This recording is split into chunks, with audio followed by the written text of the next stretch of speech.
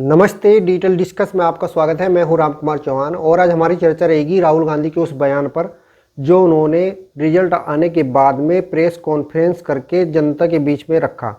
दोस्तों, पहले देख लेते हैं राहुल गांधी ने क्या बयान दिया था। लड़ाई संविधान को बचाने की थी, कॉन्स्टिट्यूशन को बचाने की थी। और मैं आपको सच बताऊं तो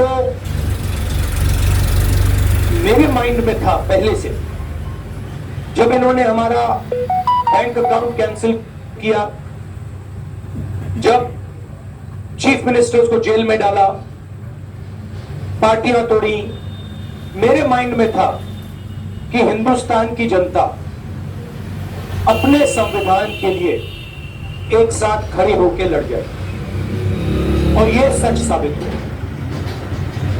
राहुल गांधी जी ने बताया कि उनका जो चुनावी कैंपेन था, चुनाव जो वो लड़े हुए एक उस सरकार के खिलाफ लड़ रहे थे जो कानून को बदलना चाहती थी और कानून को वह बदलने वाली थी, कानून ख़त्म करने वाली थी।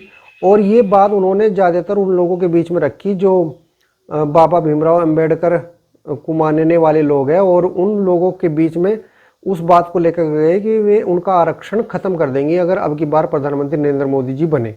मगर दोस्तों, मेरा सवाल अब यहाँ पर यह है कि तीसरी बार भी प्रधानमंत्री नरेंद्र मोदी जी चुन करके आए हैं और वे प्रधानमंत्री बनने वाले हैं, तो क्या वे इस प्रोपगेंडा को जो राहुल गांधी ने चलाया उन लोगों के बीच में रखा कि कानून ख़त्म कर देंगे, तो क्या उनका वो कानून ख़त्म होगा या नहीं होगा? इसी विषय को लेकर के आज हमारी चर्चा रहेगी।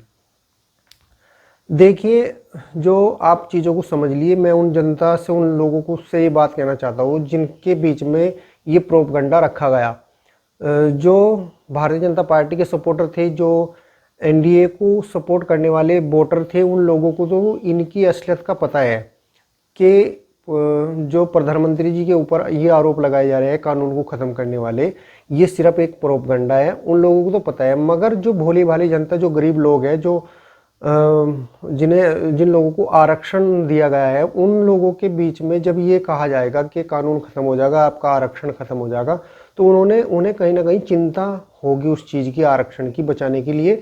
और वो कि पूरी की पूरी उन कम्युनिटी के अंदर एक संदेश चला गया कि कानून ख़त्म करने वाले हैं मोदी जी, इस प्रकार का जो प्रोपगेंडा चला गया। तो उन लोगों के बीच में जब ये गया तो उन्होंने पूरा का पूरा जो वे कहीं ना कहीं भारतीय जनता पार्टी को सपोर्ट करने वाले थे, तो उन्होंने उनके विरोध में वोट दिया अपना। तो दोस्तों, क्या है पूरा ये खेला ये है। देखिए, मैं बताता हूँ कानून को कैसे मोदी जी ख़त्म करने वाले थे। कानून को ख़त्म इस प्रकार करने वाले थे, जो पूरी के पूरी ये राहुल गांधी परिवार हैं, गांधी परिवार, इन पे कई सारे केस चल रहे। कुछ लोग तो जेल के अंदर चले गए, जैसे लालू प्रसाद यादव भी अंदर जेल में चला गया था, अभी वो छूट के आए हुए हैं, जमानत पे बाहर है। और पूरा इनका परिवार राहुल गांधी का और पूरा इनका लालू प्रसाद यादव का परिवार, इनके ऊपर घोटाले जो पहले ही पूर्व में हो रखे यूपीए की सरकार में, उस समय के घोटाले जो इन्होंने किए हुए हैं, वे केस चल रहे थे। और वे केस चल रहे थे तो इन पर वे केस कहीं ना कहीं सिद्ध हो रखे हैं। अब इनकी ट्रायल चल रहा, वो ट्रायल चलते चलते चलते चलते अब उनका ऐसा टाइम आ गया था कि अगर अब की बार ये पूर्ण बहुमत से, जैसा 400 पार का नारा मोदी जी ने दिया था, अगर 400 पार कहीं सीट हो जाती इनकी, तो वो तेजी से काम होता उन केसों के ऊपर, और तेजी से वे केसों के ऊपर काम होता तो इन्हें सजा होती। अब उस सजा में एक तो राहुल गांधी और सोनिया गांधी दोनों नेशनल हेराल्ड केस में जमानत पर बाहर हैं, दोनों अंदर जाते जेल के अंदर। एक तो कानून इनके लिए ख़त्म हो रहा था दो लोगों के लिए, एक जो अरविंद केजरीवाल अंदर है ही जेल में, 3 उनके मंत्री हैं, एक उनके लिए ख़त्म हो रहा था कानून। एक जो बिहार के लालू प्रसाद यादव, उनके पुत्र और उनकी बेटी, उनके ऊपर केस है। तो ये सारे लोग अब की बार जेल में जाने वाले थे, तो इन्हें ये डर लग रहा था अगर हमारी सीट ना आई तो हमारे लिए कानून ख़त्म हो जाएगा। कानून जबकि काम कर रहा था वो उनके लिए, पर इन्होंने जनता के अंदर प्रोपगेंडा चलाया कि तानाशाही है, कानून ख़त्म कर देगा। आम जनता के लिए थोड़े कानून कुछ कह रहा, वो तो कानून तो अपना काम कर रहा। तो कानून जो बचाने की बात कर रहे थे, ये सोम को बचाने की बात कर रहे थे। जैसे अरविंद केजरीवाल ने पंजाब के अंदर चुनावी रैली में कहा था कि आप मुझे अगर अधिक सीट दोगे तो मुझे ये जेल नहीं भेज सकते।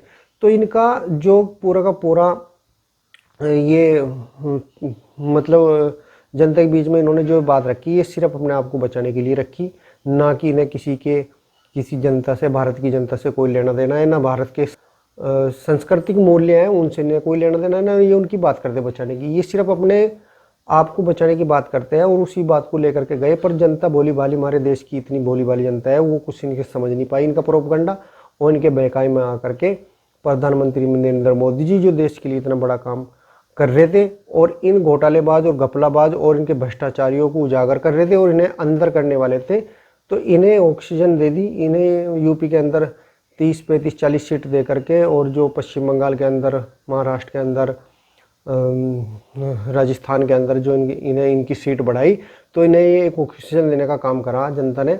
और अब मुझे नहीं लगता कि इन पर कार्रवाई उस तरह की होगी जिस प्रकार की अगर 400 पार एनडीए होती तब होती। तो अब उस प्रकार की इन पर कार्रवाई मुश्किल है होनी। और ये जनता को समझना चाहिए कि कानून ख़त्म किसके लिए बोल रहे थे कि कानून ख़त्म होने वाला है। कानून का तो बिल्कुल सही उपयोग कर रहे थे मोदी जी, मगर आप अगर खुद ही नहीं चाहते कि भाई ये अंदर जाइए, भ्रष्टाचारी लोग ये भ्रष्टाचार करते रहे, बचते रहे, और आप सिर्फ जब चुनाव आए, चुनाव में इस प्रोपगंडे के शिकार हो गए ना वोट देते, तो हमेशा से ही इस देश में ऐसे ही होता आया।